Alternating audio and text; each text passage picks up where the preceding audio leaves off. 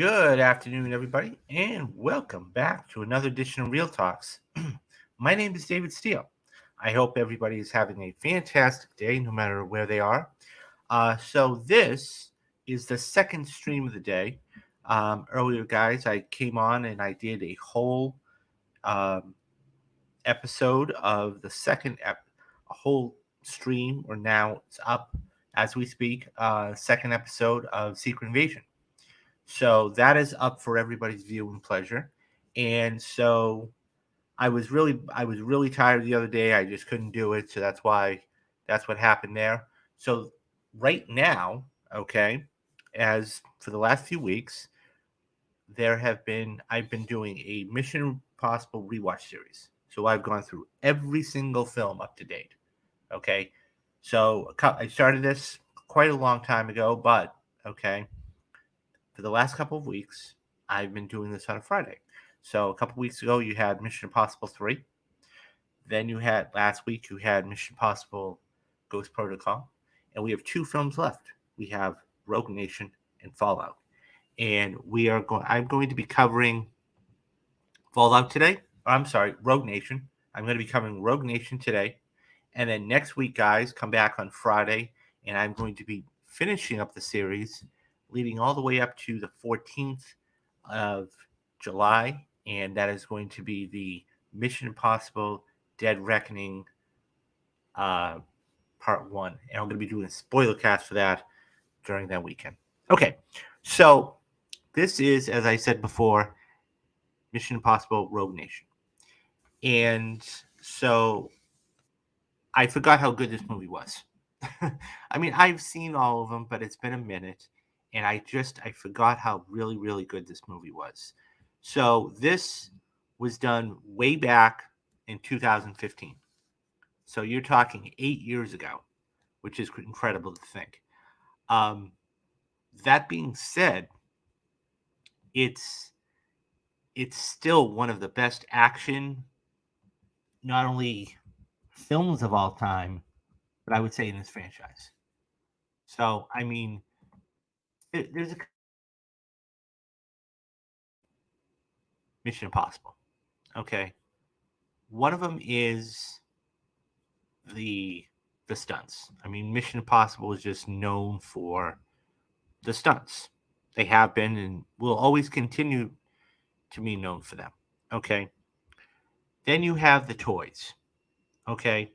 The toys, the gadgets they use, you know, and then finally you have the secretary or whoever is the main guy leading IMF.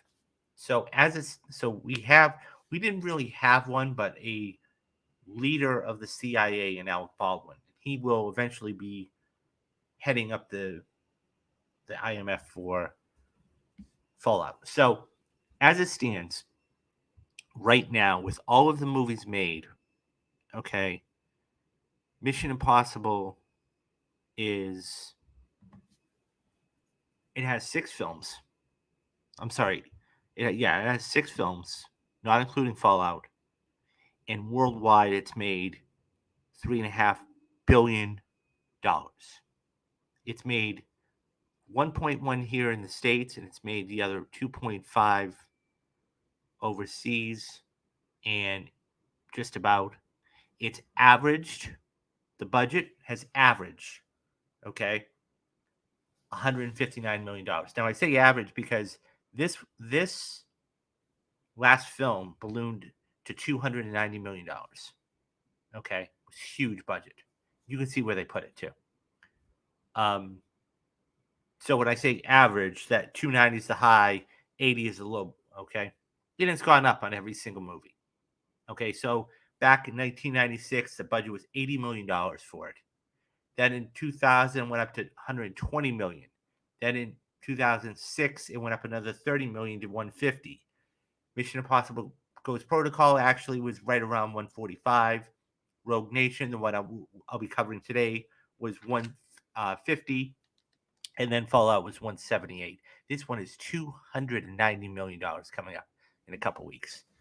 And so this is actually so Ghost Protocol actually made a little bit more than uh, Rogue Nation worldwide. So Rogue Nation made 694, okay, worldwide, and Protocol and Fallout made 688. So they're right around the same, and Fallout just blew it away with almost $787 million. But enough about numbers. So at least those numbers for the time being. So as I said, this came out in 2015, and it was really a winner after what Ghost Protocol did, because Ghost Protocol was one of those films that it had all of the things you wanted, right? It had the action, it had the gadgets, it had a little romance, it had everything you wanted. Um, and this was so. As I said, there's a couple of things that really make Mission Impossible Mission Impossible. Number one, the gadgets. Number two, the action. And number three, the stunts. Those three things, at the end of the day, really make up Mission Impossible, because you're not going there to see acting, right? I mean, I love Tom Cruise, I love him to death, but this is not his. This is his finite. This is his genre, but you're not going there to see Simon Pegg do fantastic acting, or Vin Rames, or whomever it is. So, but so speaking of the cast, okay, so here's a picture of one of the cast. This was, obviously some of the stars. You had on the left was Simon Pegg playing Benji. In the middle, you had Tom. To his right, you had Rebecca Ferguson, which, by the way, she carried this movie. I'll get into her a little bit later with Ilsa, but she carried this movie. I loved her in this role. And then, of course, in the far right, you have the director who's been working now with Tom for the better part of 15 years, in Christopher McQuarrie. And so he basically wrote and directed. He wrote the screenplay for Rogue Nation, and he directed it. And this is just was a marvelous film. So here's a little more of the extended cast. Okay. Um, so once again, you have, you know, Tom and Simon and Rebecca there. Okay. McQuarrie, cue to the left. So you have Sean Harris on there to his left. Okay. Then you have one of the proxies of Lane, and then you have a couple of the producers on the far left and right. So I mean, still a stellar cast. Everybody's coming back now. Not pictured there, and who was in this film.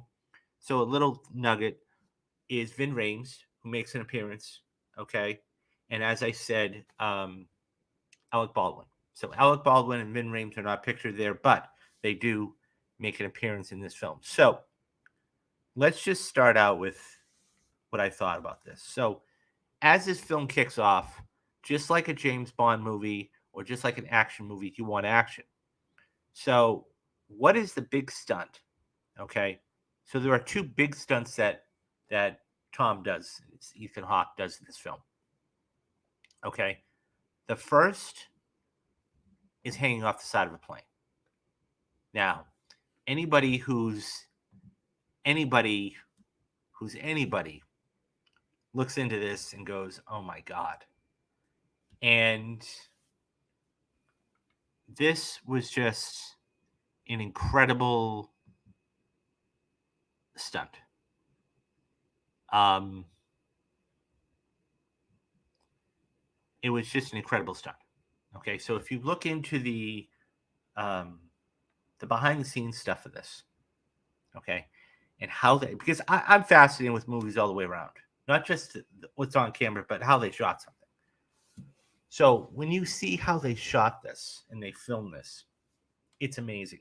First of all, they had to get permission from Airbus, because this was one of only one or two or three of these planes in the world at that point. So it was kind of like a prototypical prototype.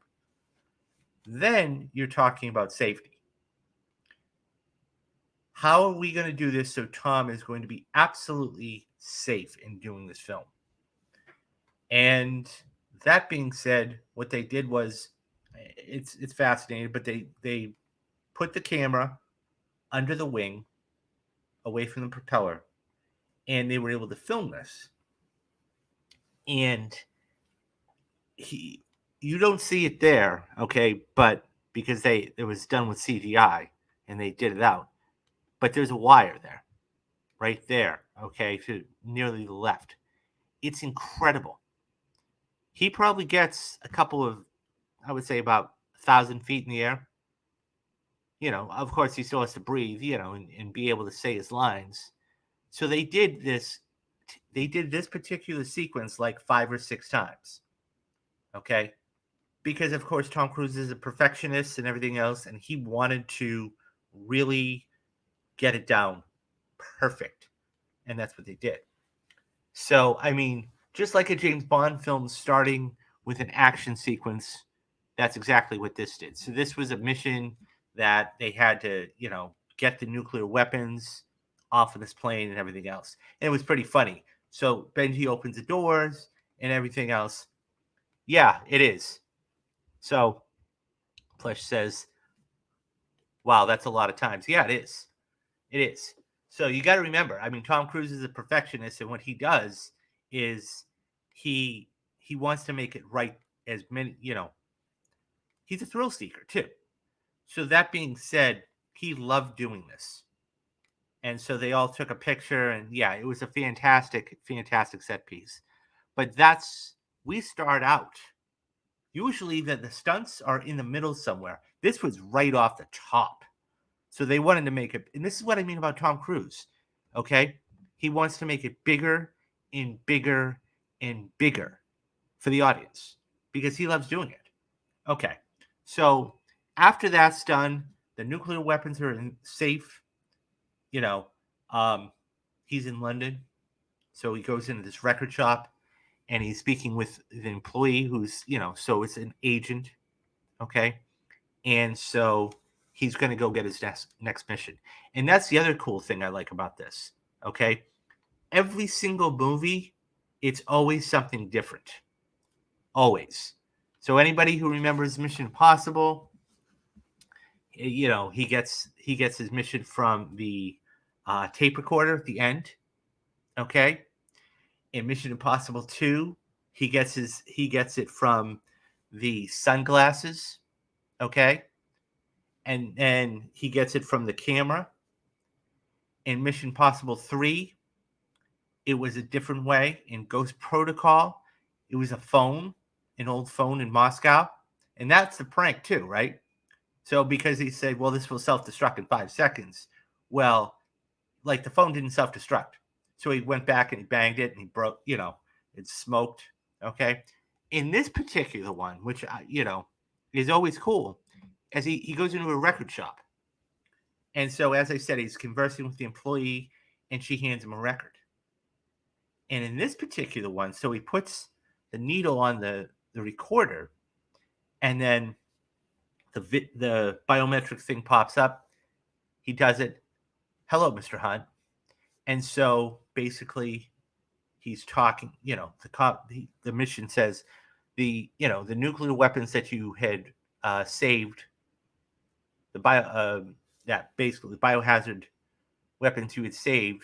Okay, basically confirms that there was this something called the Syndicate, and we are the Syndicate. And your mission, and basically your mission, should you choose to accept us, is stop us. And so subsequently, he gets trapped. He gets trapped in there, and it's one of those things. And then he's looking, and Sean Harris, who plays Lane, who, by the way, I think is the second best villain in this franchise. Okay, I think Owen Davies, Philip Seymour Hoffman's the best. This one here, Sean Harris was awesome. He was awesome as Lane, and because he had a gravitas, he had a presence, he had an ambiance about him. Whenever you were around him, it was you were very, very tense. And subsequently, he holds a gun to the back of the head of the employee and shoots her. And so so now he's actually right about everything. And so when all of that happens, then, he knows he's on the right track. And Benji, of course, who's working for the CIA at this time, basically gets, two tickets to the opera, and he gets involved, of course, because it's Ethan who does it. But nonetheless, so this is where Alec Baldwin really makes his first appearance. And yeah, so a couple of the notes. When we first meet Rebecca Ferguson's character, so Ethan is in a prison. Okay, he gets captured from the gas. Okay, and you have the Bone Doctor. So what makes this scene even more tense is there's no music and there's nothing to be said. When we see her character, she just slowly walks in. She slowly walks in with no dialogue. And she just starts placing her things on the table. The first thing she takes off is her shoes. Then she opens something up. She puts 2 or 3 little vials there, and the needles. They're going to inject into Ethan. One of them's truth serum or whatever it is. And it's building, and it's building, and it's building. And then you see the Bone Doctor come in, and of course he's a more physical guy. And so that in itself, and that's the other cool thing too. When you're talking about exchanges, you know, one of the things, like, even here, I mean, his facial ticks, even when he turns his head, it's like, okay, I mean business type of thing. And that's the thing. You don't have to say anything, and less is more. But yeah, so it's one of those things where once he helps her, she helps him escape. Okay, I'm not going to go beat by beat by beat because you guys have probably already seen the movie. And she's actually involved with the syndicate in his. So she's sent to Austria to kill the prime minister. So the whole fight sequence in the opera, unbelievable.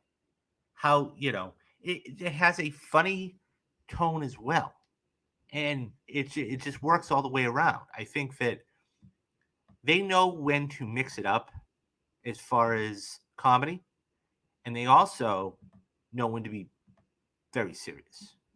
And I think that that's an important thing when it comes to the tone of the movie. Like, how is it? How are we going to do this? So, as I said, when Ethan basically, so they go to raid his place, and he's not there. He's not there. So he has a camera. It reminded me of the scene like in The Equalizer. I don't know if you guys have seen this movie, but the bad guy basically is going to look in his apartment, and he's elsewhere, but he has all these cameras set up around the place. And what ends up happening is he's watching it on a tablet. And that's exactly what ends up happening. Meanwhile, Brant's looking, and he's basically saying, look at all this stuff. And so that is how they basically made it known that, hey, look, this is the syndicate. So there's a lot of different things that they do in order to move the story along and make it fun too, and make it comedic, because you don't want a dry story and Ilsa having to lie to um, Sean Harris's character and everything else. So it's one of those things where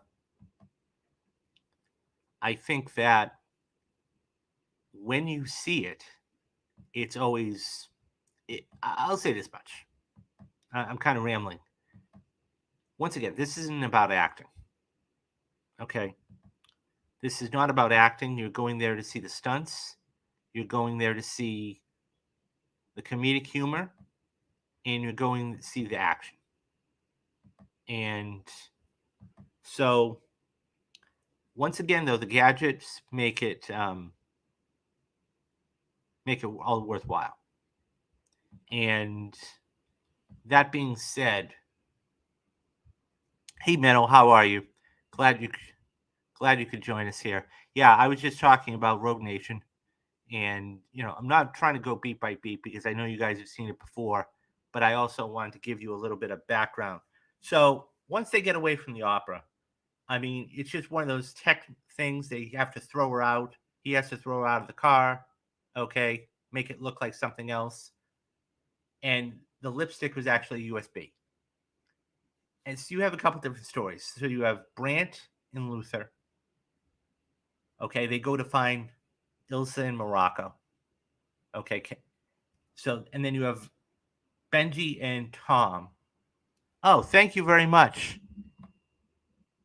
Metal has just become a member. Thank you very much for that, Metal. I appreciate that deeply, and thank you very much. Um, that means a lot to me. Thank you very much for doing that. But yeah, it's one of those things where I think that this really understands and they really underscore everything. They know they're in their prime here, so to speak. They know exactly what they're doing when it comes to, and McQuarrie knows what to do.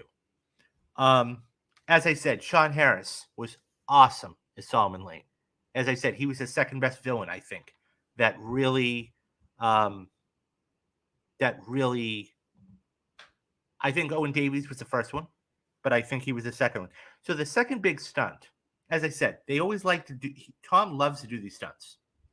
The first stunt I showed you was the plane. The second was still so when we see Elsa in Morocco, okay, um, one of the things that she was trying to do was hold her breath.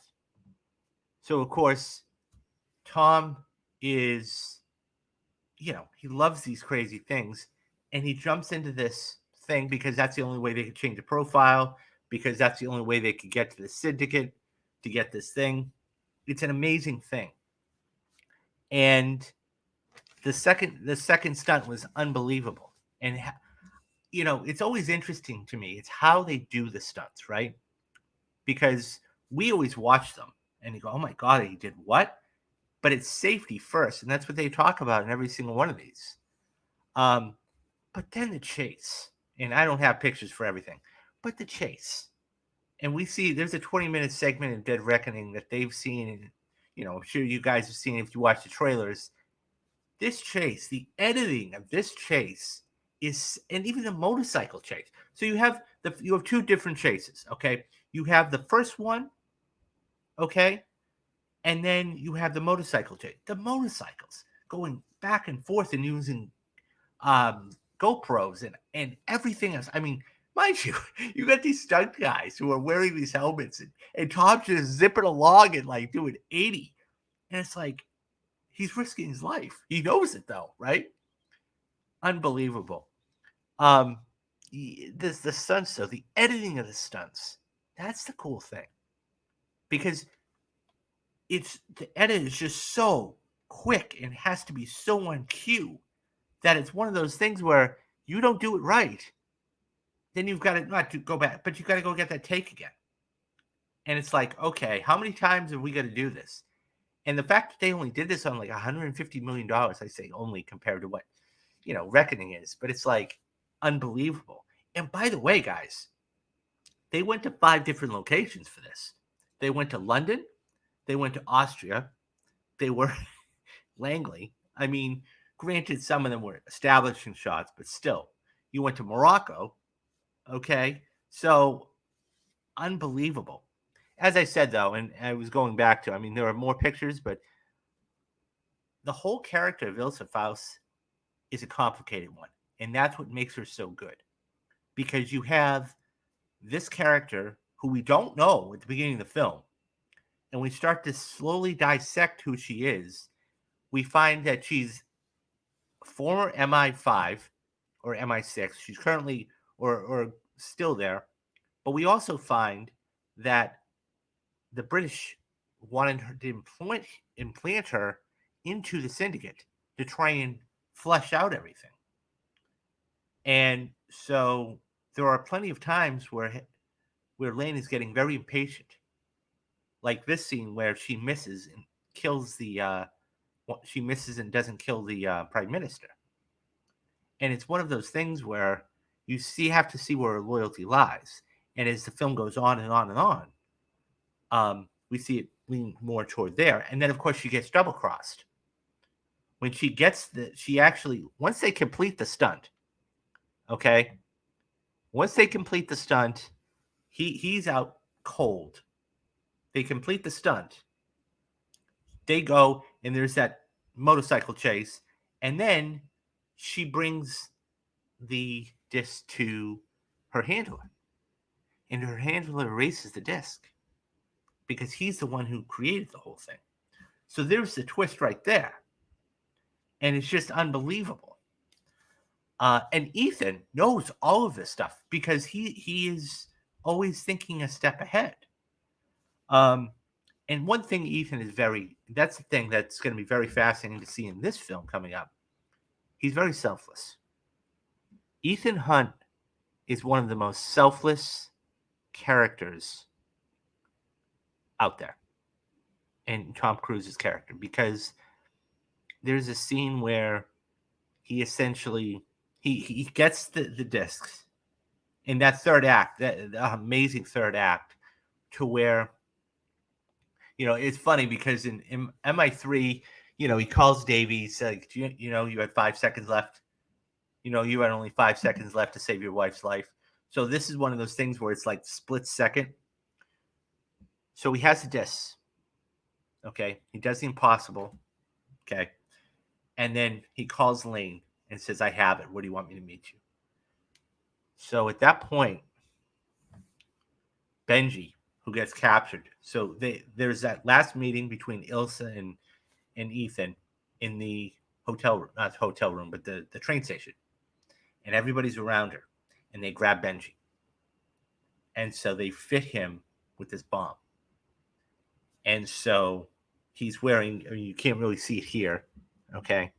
But in his eyes, okay, it's a biometric thing. So it's like a camera that's seeing Ethan. And we go back and forth between Lane and him.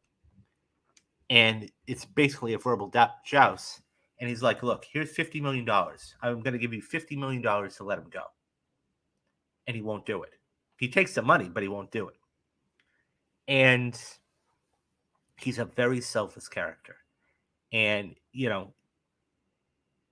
getting the fact that getting Benji out of his way and to save his friends, even though there's a good chance he might get killed himself, shows you what kind of character Ethan is. And this is so, of course, the one thing there is the red book or the red box. So, of course, the red box being the thing that, has all of this money in it. And let's face it, at the end of the day, he's no more than a thief. But the only person that can open this box up is the Prime Minister. The Prime Minister is the only one that can open the box up. So they have to go get the Prime Minister. And how that's done, and, Brandt luring the actual director there, the CIA. And then you have, Hunley on the plane. They go to London. And basically, Cruise puts the mask on once again. This is fantastic. Once again, one thing that they did very, very well is they didn't overuse things. That was one of my biggest problems with Mission Impossible 2, was they used the mask 8 times. 8 times. And they only used it once here. And they talked about it, and finally they did it. And subsequently, that whole sequence of how they get the Prime Minister and they open it up. He goes to the necessary meeting place, and Benji's that close away from losing his life. And so he has Lane tell him, Lane tells him the combination. He's like, this is me talking, not him. I told you, you take it too far one of these days. And so, but yeah, it's just so tense. And then meanwhile, you have Ilsa there, and Hunt says to her, look, if they come any closer, shoot me, because he's memorized the whole thing. And Land King Can't take that chance. Well, is he right? Is he wrong? So there's a whole chase that ensues. And just like in the beginning, the ending, a good story has to end the way it started. And that's exactly what it is. So they managed to lure Lane back to this place. And so Ethan slides down this hatch, and Lane's standing over him. And he jumps down. And he's like, face to face, just as you wanted, Ethan. And he's about to step forward, and the door slams in his face. And Brant slams that one. And then there's one on top. And then it cuts to Bendy doing that. And then you just see Ethan walk in, beautifully done with the lighting and everything else. And then Ilsa walks in. And the look on their face is priceless. And he says, ladies and gentlemen, I'd like to introduce you to Solomon Lane. Mr. Lane, I want you to meet the IMF. And Benji cranks. He just doesn't say anything, just gives a nod over, cranks up the gas, and knocks him out. And that's just awesome and how they did that. And that was the running, not joke, but that was the thing with, in the beginning of the film too, Hundley wanted to dissolve the IMF. And then, of course, he's back there at the end saying, look, I want you to reinstate it.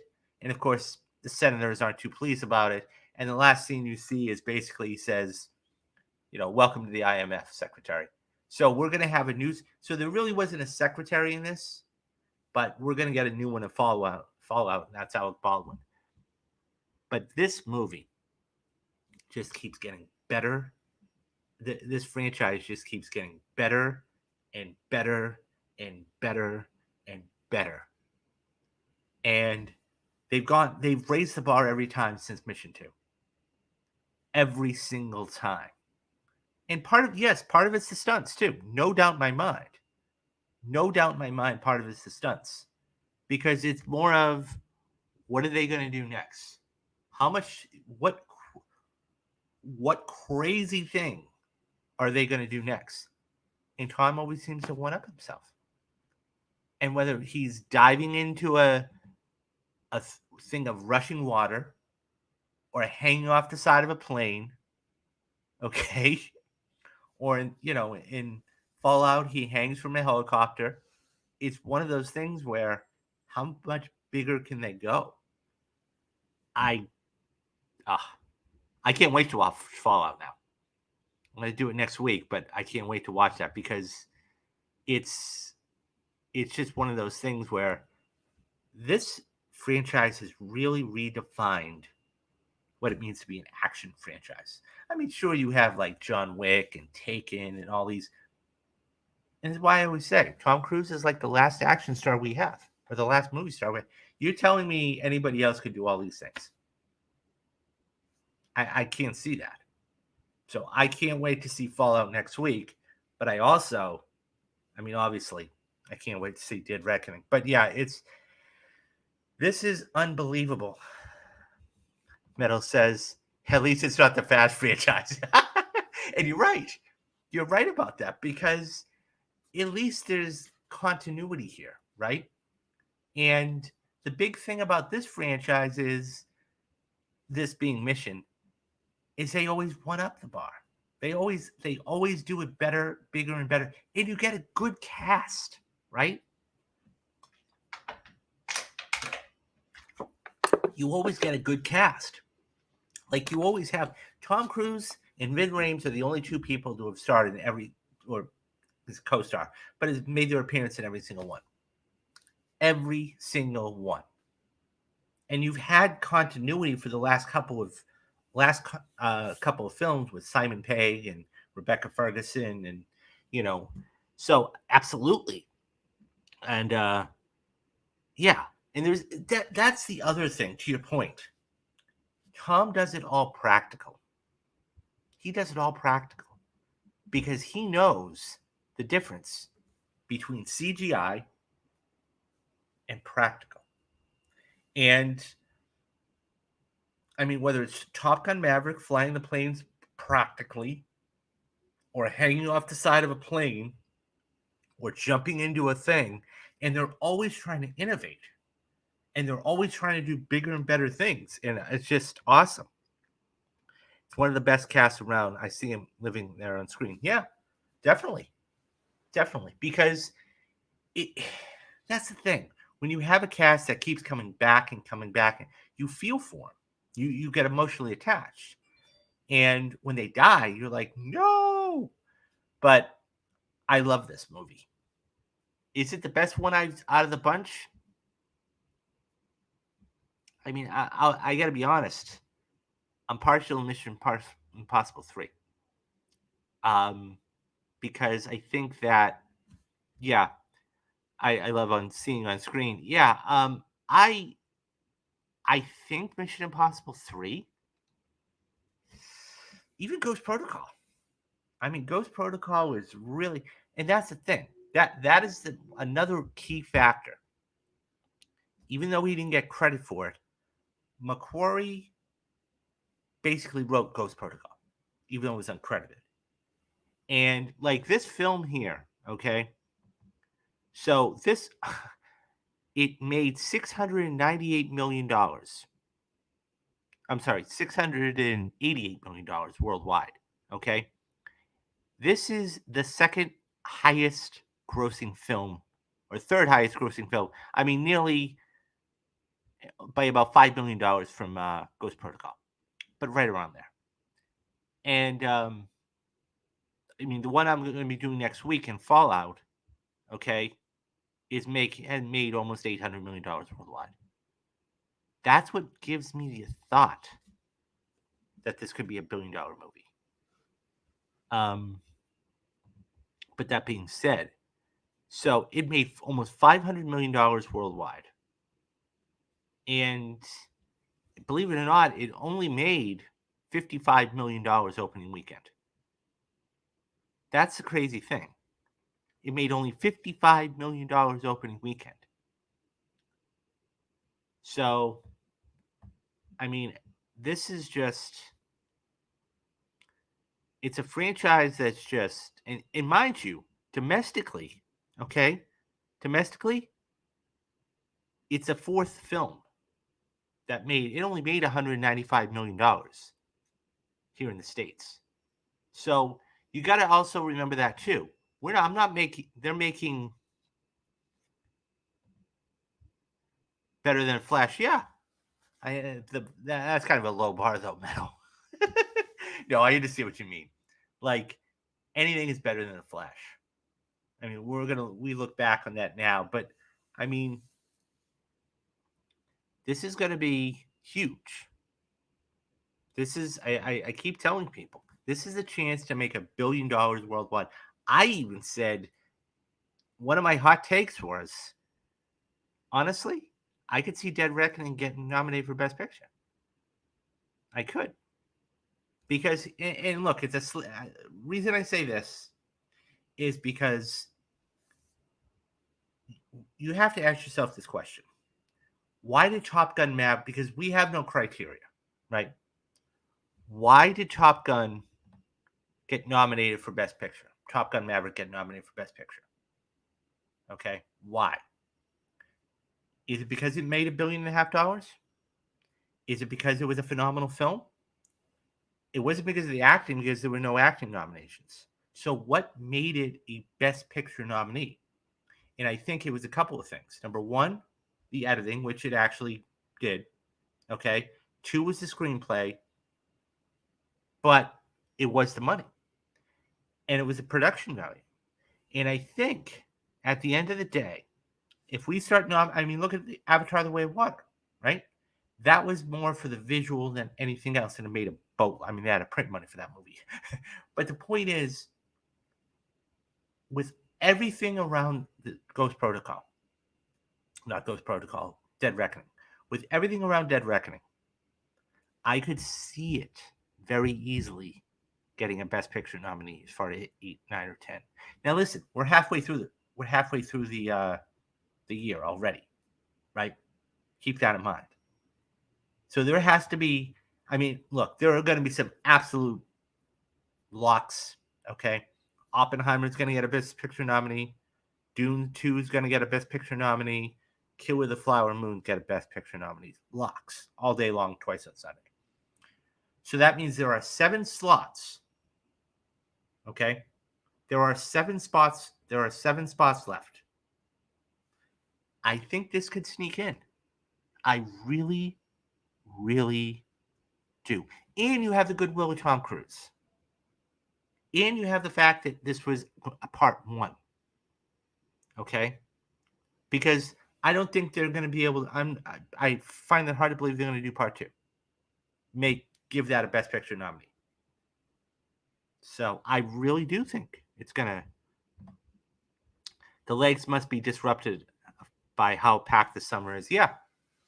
So this right now, okay, we're getting to a point where it's definitely quality over quantity. Okay? If you're not we've seen this throughout the summer and throughout this year. If you're not a quality film, you're not going to go anywhere. I mean, you take a look at Ant-Man and the Wasp, okay? That made $108 million opening weekend. It dropped 66%. It fell off like a rock.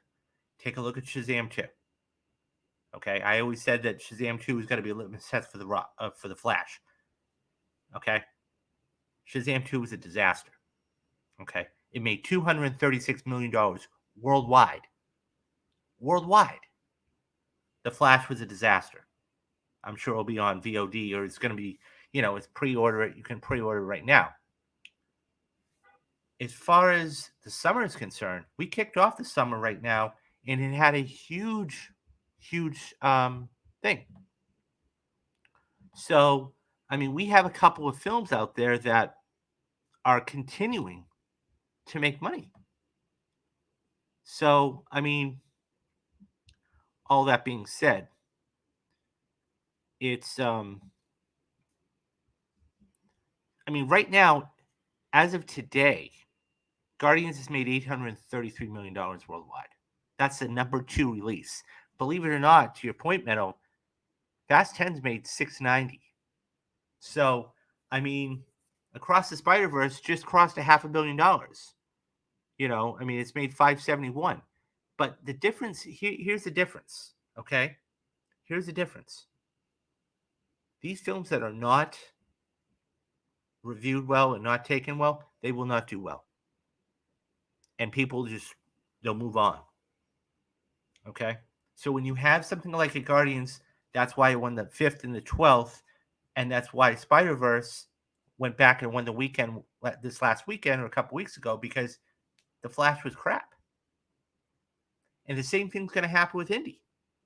If Indy is not, I don't know what the numbers are projecting, but if Indiana Jones is not a good movie, okay, I'm not saying, I don't know one way or the other. I will go watch it tomorrow morning for you guys, so do spoiler cast. But if that's the case, you're going to have something where all of these other films are going to, keep going. I got one for you. Top Gun or Mission? You mean the first Top Gun? Are you talking about the first Top Gun, Metal? You also got the Marvels. Yeah, the Marvels. That's not, and luckily, to your point, they moved that back to November. Can you imagine if that was actually in July? So I think that's a huge movie in itself. You're right. Because the thing is, Captain Marvel made $1.1 billion. Okay, so yes, Top Gun or Mission? Ooh.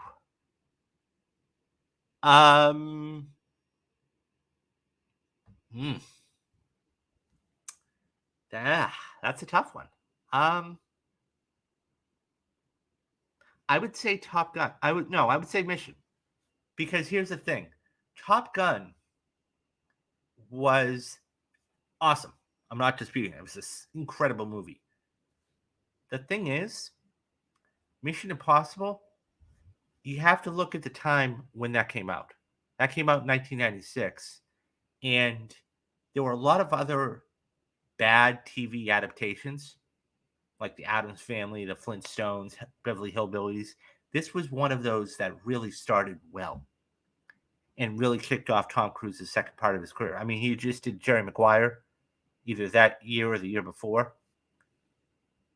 I would have to go. Now, the thing is, I'll say this much. I would pick Top Gun Maverick over Mission Impossible, the original Mission Impossible, because Cruise, what he did in that case was he was a cinematographer and everything was practical. But if we're talking about one-to-one, and I think the other thing too is there's been 6 Mission Impossible movies. There's only been 2 Top Gun movies. So there's something to be said there. William in shambles. I'm concerned about the Marvels. I'm not too concerned. I mean, look, they had to do it. They had to move it just because of everything. Now, I could see your concern because, look, here's the thing. You have things like Wonka coming out in December. You have Dune 2. You have Killers of the Flower Moon. You have all of these things. But I just don't see it. Look, Miss Marvel was one of the best shows on Disney Plus. Okay? That was the right way to introduce the character for the Marvels. It's going to give them more time to do the CGI, the story, and everything else. And I think that, is it going to make $1 billion? No. I don't think it'll make $1 billion. And by the way, that's not the end all be all. But I think it's going to be a fun film. I think it's going to be a cool film. And I think it's going to set things up later on, especially now that we have other things going on. I'm concerned. No, it will be good. Just have faith. I think it will be good. And you got to ask yourself this question. Even if it does bomb, what is that, $500 million? Disney's going to be, or Marvel's going to be fine. Anything they make, you have to, and what I've always said is this, that you can only go 1-to-1, right? So you can only compare it to the first one. If you're comparing it to the first one, then yeah, it might bomb. Because that was an anomaly. That made 1.1 billion. But I'll say this. If it can make $750 million, that's a great for a sequel. So I agree Miss Marvel was good. Yeah, so I think that was the right way to do it. And I think that's going to be, I think it'll be fine. And we've seen a trailer already, right? And the trailer looked really good. It looked funny. So I think once we start to see the second trailer, once that comes out, and who knows, we might get one in Comic-Con. Well, they've already said they're going to pull out, but that's the thing about a Marvel or anything. They can drop it at any time and break the internet. So, no, yeah, I agree. So, but yeah, so I want to absolutely thank Metal again for dropping the membership on that. That meant a lot to me. Thank you very much. And you're one of the core guys. You're one of the core people that has been here since the beginning and everything else. So I want to thank you for that because you know what it's trying to do and starting to grow. So thank you very much for that. Captain Marvel was coming off hot of the Infinity War. And yeah, no, absolutely. And I think the other thing too is, Metal, that everybody wanted to see it.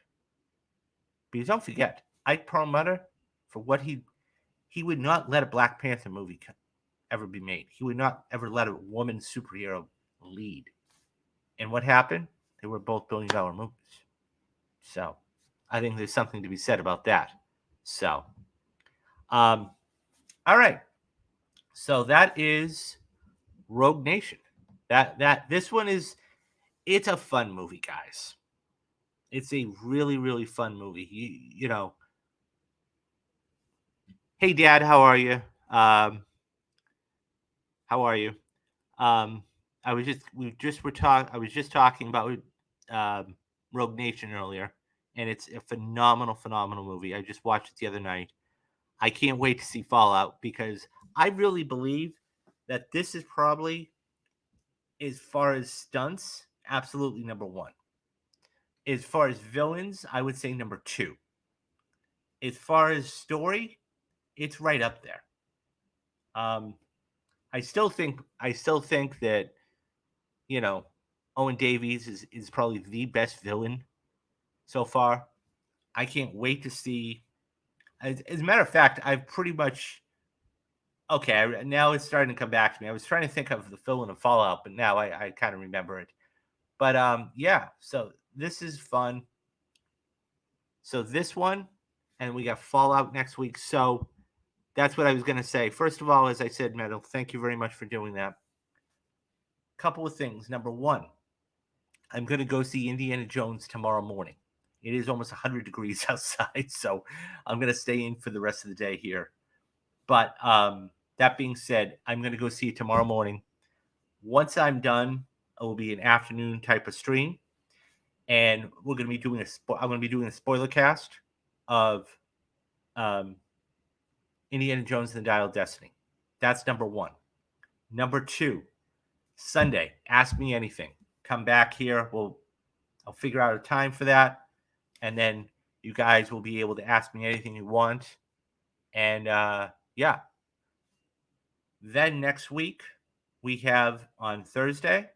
Okay, we're gonna have a couple shows during the week, and then next Thursday we're gonna do it all over again. We'll have Secret Invasion Thursday, Mission Impossible, Final Mission Impossible before Dead Reckoning, and then that's what we're gonna do for Thursday through Sunday, all the way through. Um, yeah, it's. I also hope you like it, but if it bombs, oh no, I think Kathleen Kennedy is done anyways. I think Kathleen Kennedy is done. So I think that if Indiana Jones doesn't do well, I think she's done. I think she's done. That's just my own personal thing. I can only imagine spy on. Yeah. So I have a couple of. You've been in a couple of spaces, but every single person except 2 I've heard on Twitter said this movie's amazing. Absolutely amazing. And it goes by like that. I mean, it's almost a 2 hour and 40-minute movie. So, and this is only part 1. And that was what McHugh said during the world premiere, and basically said, like, there was so much stuff we had to put it into 2 movies. So I can't wait to see that. Wait, what? No, I was saying I think that if Indiana Jones doesn't do well, okay, I think there's a chance she might leave. That's what I was saying. Even though she has the new Star Wars movies coming out, because she's a fantastic producer. I'm not disputing that. However, you have to look at her track record. The number of directors that have come in, the number of producers that have come in, the number of writers that have come in, it's a revolving door. There's no, and that's why, like, somebody like Gunn, for example, okay, he's solid. He's solid. And the thing is that he had a story. He had a beginning, a middle, and an end. And he went through with it, and you see the results. I mean, as I said, Guardians has made almost $835 million this year. It's incredible. I mean, just it's interesting because you look at some of the other movies. Ant-Man and the Wasp has made 476. John Wick, 427.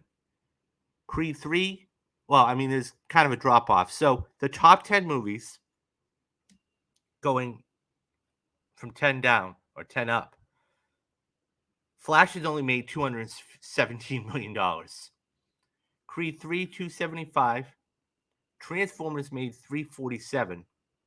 John Wick made 427, and of course that's why they're making a 5th one. Ant-Man and the Wasp made 476. The Little Mermaid crossed $500 million, which is phenomenal to see. Spider-Man Across the Spider-Verse, 571. Fast X, that catastrophe, made 690. And Guardians of the Galaxy made 833. And of course, you have the Super Mario movie making over $1 billion.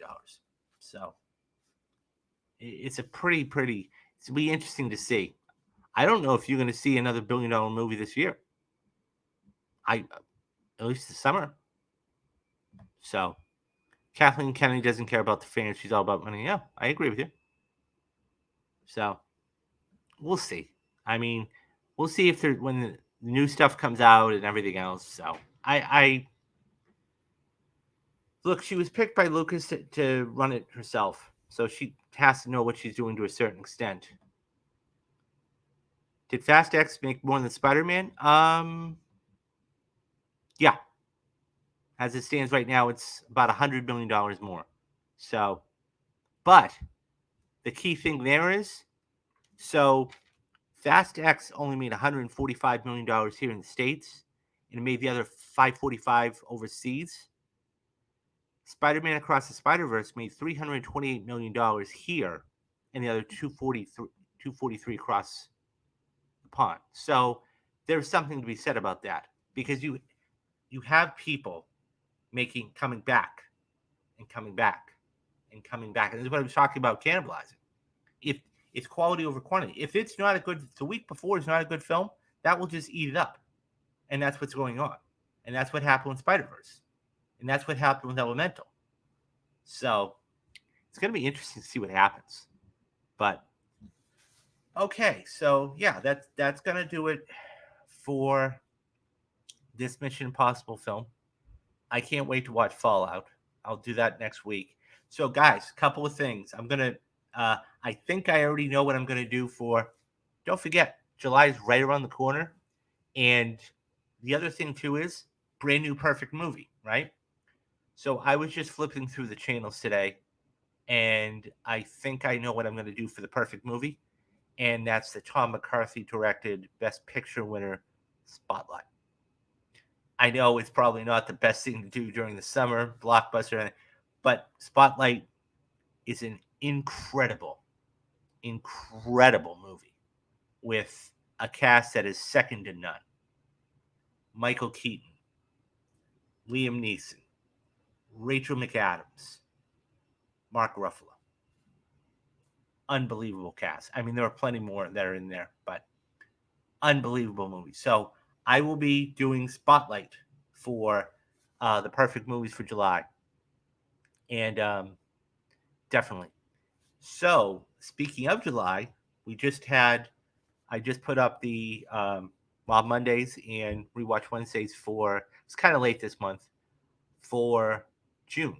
But I'm going to be putting out a tweet later on tonight, and I want to get your input. I think I know what I want to do for Mob Mondays, and that's going to be the Untouchables. I had the notes, and I'll just, if I have to, I'll rewatch it again. But I love that movie. And you know what? Never mind, because I don't want to watch that again. So I actually did watch it. So I'll let you guys choose what you want for Mob Mondays and Rewatch Wednesdays. I'll put a couple films in there. Um, and so I know Metal, thank you again. I bottom of my heart. If you'd like to support me, you just come in. There's a couple ways you can do that. First and foremost, hit that like and subscribe button, guys. There's a ton of stuff on the channel. You know, we got people that are members here that know what I'm all about. You're also with, get all these perfect movies and everything else. That's the easiest way.